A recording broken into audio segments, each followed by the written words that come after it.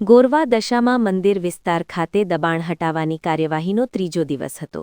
વર્ષો જૂના મંદિરો સહિતના મકાનો તોડાયા. સ્થાનિકોમાં નારાજગી જોવા મળી હતી. વડોદરા શહેરના ગોરવા દશામા મંદિર સામે આવેલા ગુજરાત હાઉસિંગ બોર્ડના પ્લોટ પરથી મકાનો દૂર કરવાની કાર્યવાહી આજે ત્રીજા દિવસે પણ યથાવત રહી હતી. વીએમસીની દબાણ શાખાએ છેલ્લા 2 દિવસથી કાચા પાકા મકાનો તોડવાની કામગીરી શરૂ કરી હતી, જે આજે ત્રીજા દિવસે પણ વિરોધ વચ્ચે ચાલુ રહી હતી. વર્ષોથી રહેતા લોકોના વિરોધ છતાં તંત્રનું બુલડોઝર અટક્યું ન હતું. કોઠિયા તળાવ વિસ્તારમાંના મકાનોથી સાથે ખોડિયાર માતાનું મંદિર અને ભાતુજી મહારાજનું મંદિર પણ દૂર કરવામાં આવ્યા હતા, જેને કારણે સ્થાનિકોમાં ભારે આક્રોશ જોવા મળ્યો હતો. આમ આદમી પાર્ટીના અગ્રણી વિરેન્દ્ર રામીએ ભાજપ પર આક્ષેપ કરતા જણાવ્યું કે ચૂંટણી સમયે હિન્દુત્વના નામે વોટ માંગવા અને બાદમાં મંદિરો તોડવા તંત્ર અને સત્તાધીશો વિચાર કરતા નથી. તેઓ બેવડી નીતિ અપનાવી રહ્યા છે તેવા આક્ષેપ વિરેન રામીએ કર્યા હતા.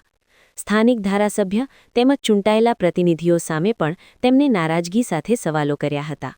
સ્થળ પર નાગરિકોના વિરોધ વચ્ચે પણ કામગીરી થતાં લોકોએ આક્રોશ પ્રગટ કર્યો હતો. ગુજરાત હાઉસિંગ બોર્ડ અને વડોદરા મહાનગરપાલિકાની સંયુક્ત ટીમ દ્વારા આજે દબાણ હટાવવાની કામગીરી શરૂઆત કરવામાં આવી હતી.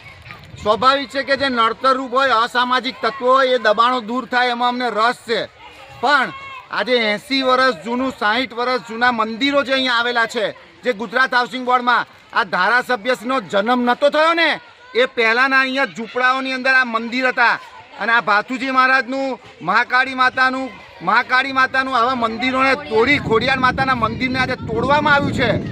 એક બાજુ તમે હિન્દુની વાત કરો, એક બાજુ રામ રાજ્યની વાતો કરો અને બીજી બાજુ હિન્દુઓના મંદિરો તોડવાની વાત. એટલે આ ભાજપની બેવડી નીતિ છે કે એક બાજુ જ્યારે ચૂંટણી આવે ત્યારે હિન્દુના નામે વોટ લેવાના અને આ મંદિરો તોડવાનું કામ, આ પાપ એ ભારતીય જનતા પાર્ટીએ કર્યું છે. ત્યારે અહીંના ધારાસભ્ય, અહીંના ચૂંટાયેલા સભ્યો ધ્યાન રાખજો.